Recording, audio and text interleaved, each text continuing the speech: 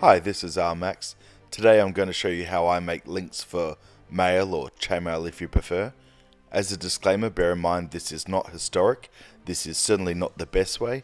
It's just the way that I do it, and it's nice and easy, at least for me. Oh, and recording video without a tripod? Terrible idea. I'm using 304 stainless steel tie wire, so it's not too stiff, but it's certainly stiffer than some. It's 1.6 millimeters in diameter, and yes, 2 or 3 meters of length each time. That's usually enough anymore, and it gets hard to manage.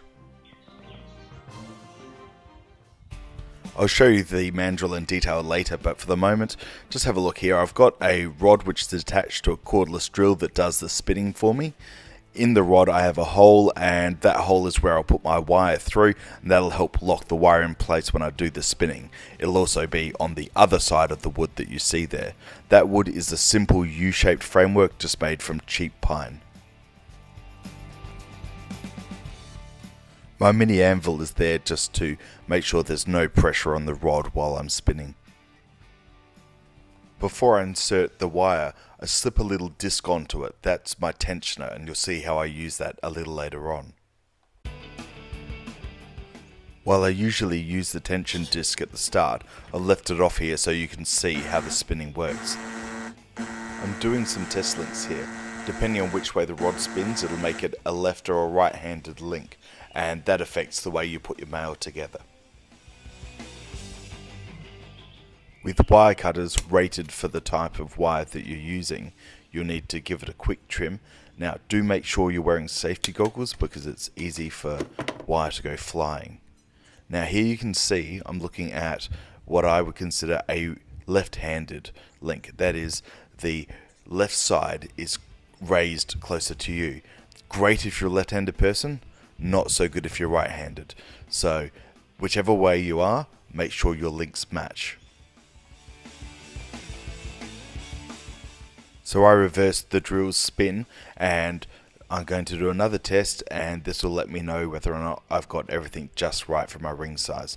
Note I'm using that tension disc. It presses against the rod just to the side. I use my hand squeezing in on the disc a little bit, and that just forces the wire to go through at a steady pace. Happy with my setup, it's time to make a coil. Do note that this is at 4 times speed. There's a lot of tension on the wire, so do watch out for a bit of a kick at the end. It's time to cut it off, and same for the other end.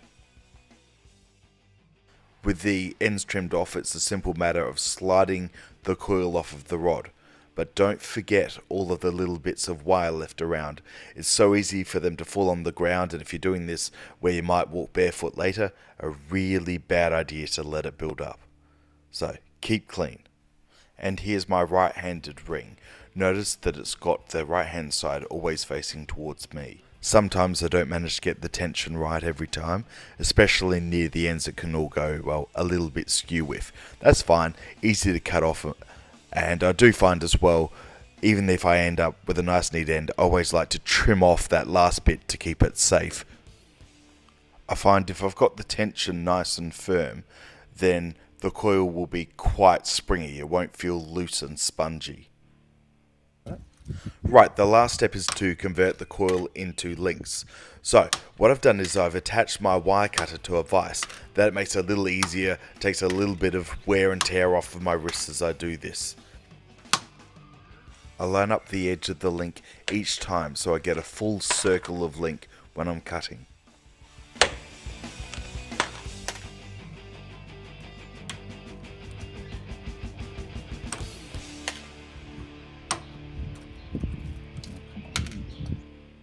So these are all the links from one coil. How many is that, you might ask? I don't know, but I can tell you it is never enough.